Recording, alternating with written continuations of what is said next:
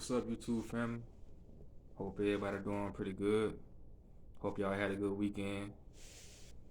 I decided to make a video, about my weekend and about how I was feeling this weekend and whatnot, the things that I had going through my mind. So I just felt led to share this video and hopefully help other people that might be going through the same thing. But today I want to talk about rejection. You know, me, I hate rejection. Only because it was something that I was, ever since I was a kid, I dealt with rejection.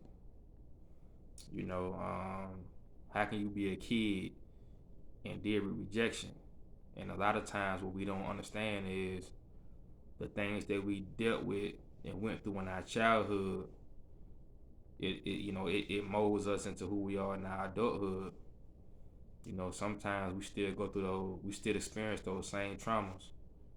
We still go through those same things that we went through as a kid, as a child.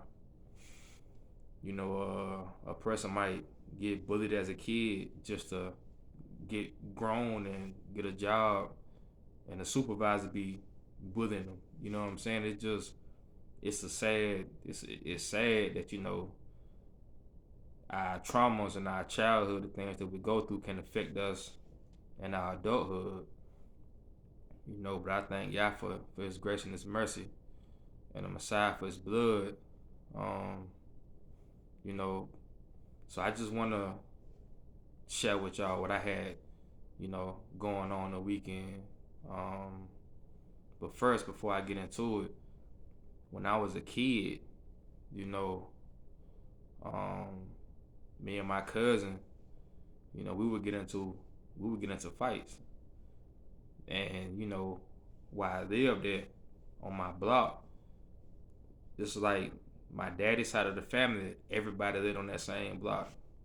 Like we all from the same neighborhood. Like the neighborhood I grew up in consists of like 3 or 4 families, and my family is one of those families. So I would get into it with my cousin. We would fight, and my grandpa, he would come outside, and he would stop us from fighting. So he'll cuss me out and send me home, right? But my cousin, he'll pick him up, take him in the house, and just put him up. But I get cussed out, get sent home. Mind you, I'm a kid. You know what I'm saying? Like like at that time I didn't understand what rejection was. I just knew I was hurt. And another example was my uncle. He bought a motorcycle, and it was one of those motorcycles that had a radio on it, and kind of all kind of other little stuff he had on it, little gadgets he had, things to make a little kid excited and want to ride it. So all the kids in my neighborhood was lined up to ride it. So he gave everybody a ride around the road. When my turn came, he had to put it up, right? So my disappointment, everybody, I'm watching all these kids ride around the road on his new motorcycle, but when my turn came, all of a sudden he had to put it up. So that's as a kid. So I'm growing up, from a child to a teenager, still experiencing rejection. Not necessarily trying to holler at a woman, trying to holler at a girl, and she reject me. More so, like people trying to. I don't want to say intent. Well, I mean, some of them do intend to try to hurt you. But I think people just it's just how some people is, man. Some people they just evil like that. Ain't nothing that you can do about it. All you can do is just now. All I can do, I just pray about it, give it to y'all, and I try to keep pushing. But back then, when you don't know, when I was growing up, I wasn't taught how to express my feelings.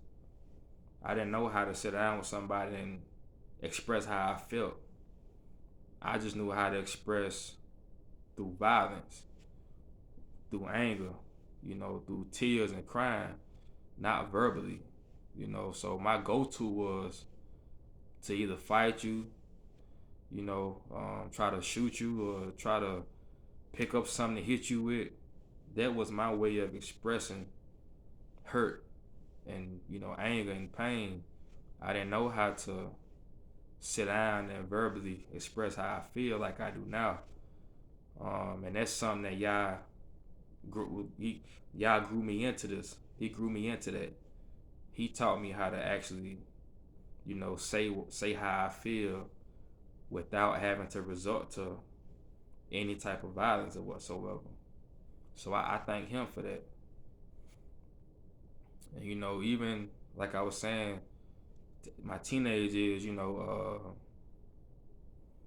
I could hoop real good. Back then I played basketball, and I was real good at it. I played from a child all the way up to high school, and I was real good. And you know, my high school, the class before me, it was all black. My class, it was half and half. It was black and white. And the class, but two classes ahead of mine, that was all black. So my class was the only class that was half black, half white. I was in 10th grade playing JV. I made the team, but the problem was, I felt like the coach was racist. You know what I'm saying? Because he played all the white players, but he didn't play all the black players. And it wasn't the fact that we couldn't play. It was just, a lot of them a lot of them kids, a lot of the white players on my team, families, you know, they donated to the school districts. They was on different boards and, contributing to the community.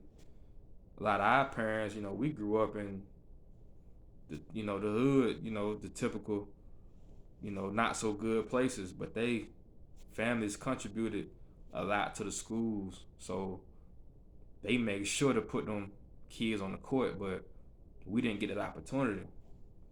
And one time, man, my coach actually got into a bad argument because of that. And, that further, that made him not really want to put me in, you know what I'm saying? And that killed my drive as far as basketball is concerned because, we be in practice, man. We be killing these guys in practice. I mean, killing these guys in practice. But when the game time comes, we don't see the flow. But no matter how much we doing good in practice, he made it a point to play these players. I really didn't understand why. I just knew. I knew that same hurt. That another form of rejection. I never understood why, but I just knew that that hurt felt similar. And when I tried out for varsity, the thing is, usually when you play JV, you automatically got a roster on the next level, which will be varsity. And the problem was the coach didn't see me play at all. So when the next year came, it was like I was trying out all over again. I made the first cut. I didn't make the second cut. He cut me. This was my 11th grade year. So that, killed it as far as me playing basketball. 12th grade, I ain't even try out. I had my son when I was still in high school. So I ain't even try out 12th grade. Just fast forward to my adulthood, having jobs where, I'm seeing my white counterparts get, get promoted, then they keep it a secret. Then you find out about it, go to HR about it. Then they want to try to, redo the whole process just to get a job right back to them. I went through that, man. Getting into it with supervisors because they being unfair. All my life I had to face rejection, and a lot of times I had to face it head on. And one of the things that really hurts is that rejection a lot of times comes from the people that you love. It comes from those that's close to you. That's when it hurt the most. And for me, you know, to be rejected by people that I love, you know, that right there what hurts the most, because it's like I don't wanna harm the people I love. So, y'all showing me a different way to deal with it. And even now, as a grown man, I'm 31 years old, I still have to face rejection head on because, it just, you know, it, sometimes it can be, and I'm just sitting here being honest, man. I ain't gonna act like I got it all together, or like I'm just a super duper, Israelite. Nah, I ain't gonna do none of that, man. It's just it's hard, man, when you look to the left or to the right. Everybody prospering. Everybody got businesses. Everybody, they got money rolling in. They happy. They taking trips. You know what I'm saying? And here you is. Me, I'm talking about myself. Here I am. You know, figuring out which bill I'm gonna pay. Like that's hard, man. And that's hard, man. Like everybody around you prospering, and they not even trying to seek the Most High for real. They just going on with their life like regular. Here I am trying to. I'm trying to fast. I'm trying to read. I'm trying to pray. I'm trying to do everything that the word tell me to do. But I'm just paycheck to paycheck, and everything I touch, everything I try to do, it's a door slammed in my face, and I just can't wrap my head around why. You know what I'm saying? Like for 2 years straight, they took my taxes. You know what I'm saying? My mortgage company got this program to where, man, the housing market crazy right now, bro. Like everything just high, everything the market crazy. So they trying to get me to refinance. You know what I'm saying? So I thought about it because it's a cash program that they got where you can refinance and you can put out your equity. I got denied with that. Like it just everywhere I turn, man, it's a door being shut in my face. So I ain't gonna lie, it got me feeling like the Most High be rejecting me sometimes. Cause it's like, man, I can't catch a break, bro. Like it's like, man, I get emotional sometimes. Sometimes I just be wanting to break down and cry. You know what I'm saying? Cause it's like, man, I can't catch a break for nothing. But I still know that there's somebody that's worse off than me. You know what I'm saying? I'm driving my truck right now, and my truck need like my motor not right. I can't even get up to a certain speed. My truck will start shaking real bad. But I still gotta drive it though. You know what I'm saying? So I ain't got no choice. Like I don't know any get rich quick schemes. You know what I'm saying? I tried selling drugs one time as a teenager, and that just wasn't for me. You know what I'm saying? So I always been legit. I always had a job. I always clocked in and clocked out. I always did things the right way. Even then, as a teenager, I never was a hustler. To be honest, I was more like the muscle when it came to my guys, the people that I was around. I was the muscle, so I never was really the hustler like that. So I always held the job down, and now it's just hard, man. So now I'm trying to figure out ways to, get money, and it's like, man, like I said, everything I touch, the door gets shut, and I don't know if any of y'all going through that, or, I don't know what you going through. You might be going through the same or something similar, but man, it's hard, man, and I'd be, sitting up here lying if I said anything different.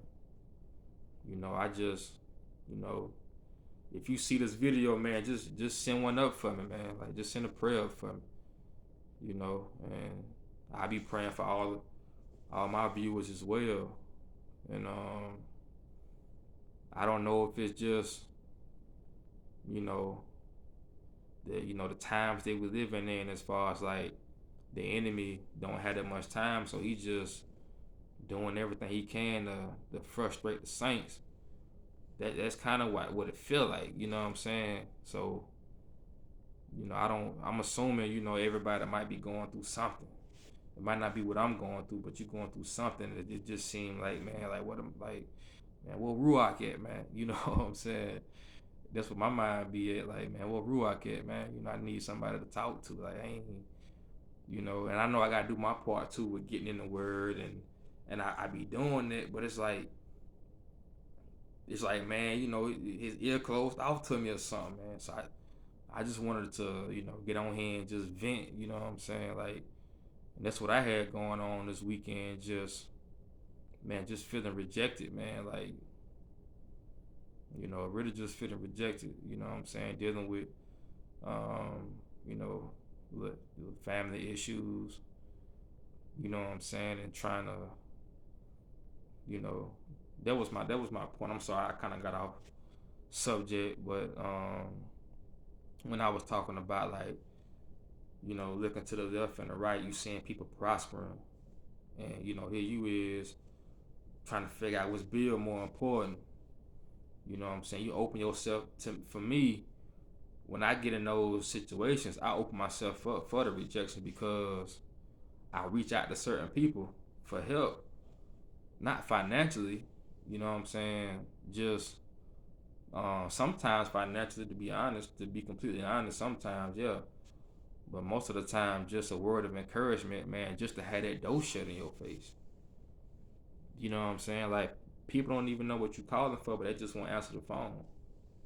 You know what I'm saying? But when they got something going on, or they want you to support and everything, they want you to put up and support. But when you got something going on and you really need some help, ain't nobody there for you.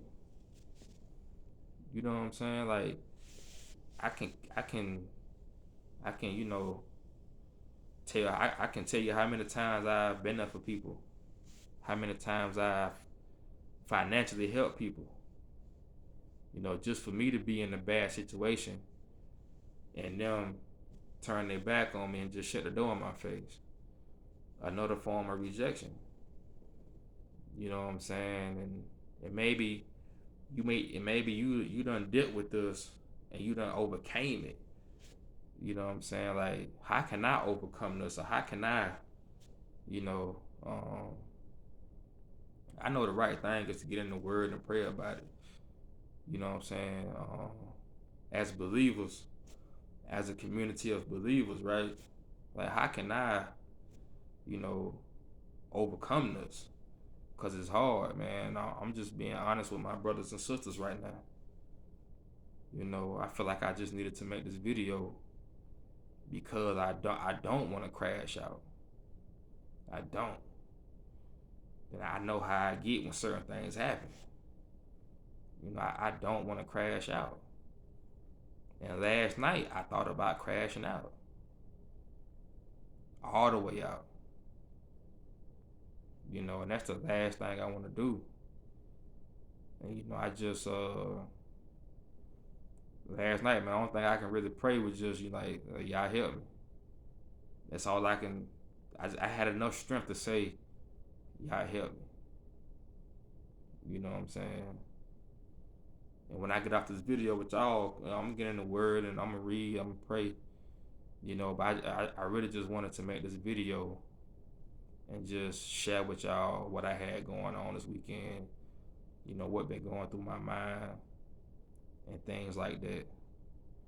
And mainly, just dealing with rejection, man.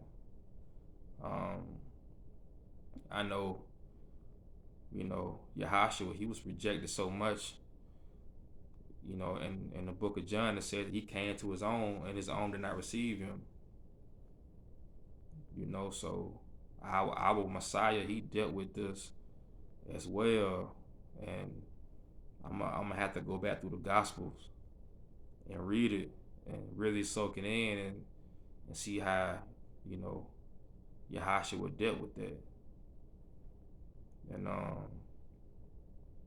I know I'm gonna come out on top. And whatever you dealing with, you're gonna come out on top because we have the leadership of the Ruach, we have the Most High Yah, our Elohim, and his son Yahashua. We had him, and I know, nothing can take us out of his hand. you know. But uh, I'm not afraid to tell my brothers and sisters, who want to hear, what I'm saying, what I got going on, how I really feel, because, you know, usually, the enemy, he'll plot, he'll sit on it. He'll let you, be blessed, and he'll let you, praise Yah and do all these different things just for you to leave that, he waiting for a crack. As soon as he see an opening, he gonna bust it wide open. Elijah was the perfect example of that. He had a showdown with these false prophets. This man called down fire from heaven, man, and burnt it, killed all them prophets. He just called fire down from heaven, and Yah hand, like, Yah showed his hand mightily for Elijah. Just for Jezebel to, to give out that decree to have his head. You know what I'm saying? And Elijah, he ran, he took off, he hid. He was afraid. In that moment, he was afraid. And he cried out to the Most High, and the Most High, he saved Elijah. He was there for Elijah. And just like Elijah, we had those moments as well where, sometimes certain things might have us shook. And I'm not too proud to say that, you know what I'm saying? Like Elijah was a mighty prophet. Like, even when on the Mount Transfiguration, when Yahashua went up to the mountains with James, Peter, and John, and he transformed, and it was him, Moses, and Elijah. Like, Elijah was a powerful prophet. And in that moment, he's still a man. Like, we still had those moments. And right now I'm having one of those moments.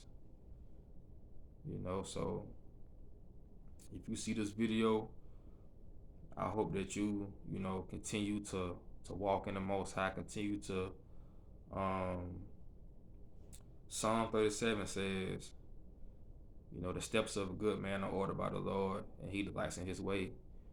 Though he fall, his steps shall not, though he fall, I'm tripping. The steps of a good man are ordered by the Lord, and he delights in his way. Though he fall, he should not be utterly cast down, for the Lord upholds him with his hand. There you go. But yeah, man, the Most High, man, he's good. And I know everything that's going on gonna work out for my greater good, and I just wanted to share with y'all what I had going on in this moment. And I pray that you find some inspiration, in my testimony and what I'm saying. And I pray that you continue to be who he calling you to be and walk in it, man, because, narrow is the path that we gotta walk. And Yahashua said, those who say to me, Lord, Lord, all of them ain't gonna enter. They not. So you just gotta make sure that you one of the ones that's gonna enter. He is the way, the truth, and the life. No man can get to the Father except through him. He is the gate. You know what I'm saying? So we just gotta make sure that everything we do is centered around Yahashua. He is the first and the last, the beginning and the end, the Alpha, the Omega. You know what I'm saying? Um, being Israel, it is an advantage. Don't let nobody tell you any different. You know what I'm saying? It is an advantage to it. But at the same time, that don't mean nothing if you ain't accepted the Messiah and what he done for you. And if you ain't living, if you ain't living for him, if you ain't obeying his commandments, none of that even matter. I don't care who you are. It don't even matter if you ain't, if you ain't built that foundation on that, the rock of our salvation. You know what I'm saying? So, you know, I just want to encourage y'all, man. Keep pushing, man. Keep pushing. Keep running y'all race, man. Keep running y'all race, man. Keep running y'all race. I'll see y'all next video. Peace.